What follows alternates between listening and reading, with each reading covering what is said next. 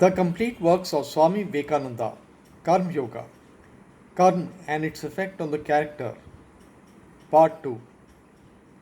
Karma in its effect on the character is the most tremendous power that man has to deal with. Man is, as it were, a center and is attracting all the powers of the universe towards himself. And in this center, he is fusing them all in again, sending them off in a big current. Such a center is the real man, the Almighty, the Omniscient, and he draws the whole universe towards him. Good and bad, misery and happiness, all are running towards him and clinging round him. And out of them he fashions the mighty stream of tendency called character and throws it outwards. As he has the power of drawing in anything, so he has the power of throwing it out. All the actions that we see in the world, all the movements in human society, all the works that we have around us are simply the display of thought, the manifestation of the will of man.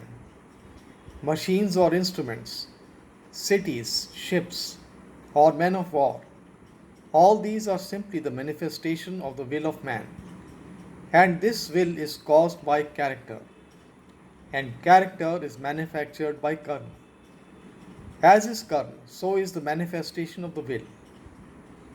The men of mighty will the world has produced have all been tremendous workers, gigantic souls, with wills powerful enough to overturn worlds. Wills they got by persistent work through ages and ages. Such a gigantic will as that of a Buddha or a Jesus could not be obtained in one life. For we know who their fathers were. It is not that their fathers ever spoke a word for the good of mankind. Billions and millions of carpenters like Joseph had gone. Billions are still living. Millions and millions of petty kings like Buddha's father had been in the world.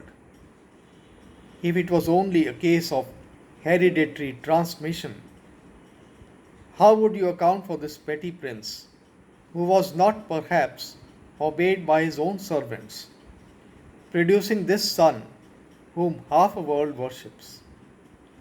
How do you explain the gulf between the carpenter and his son, whom millions of human beings worship as God? It cannot be solved by the theory of heredity.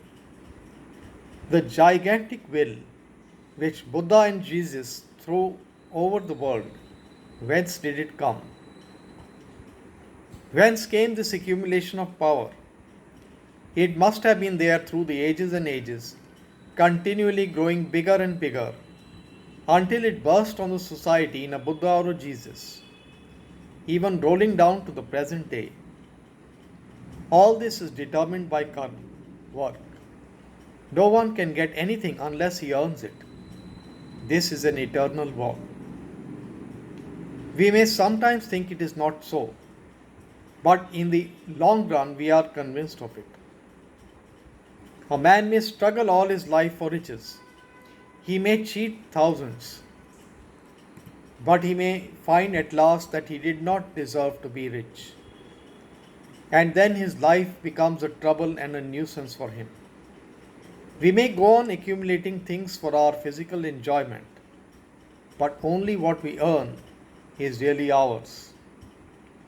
A fool may buy all the books in the world, and they will be in his library, but he will only be able to read those that he deserves to.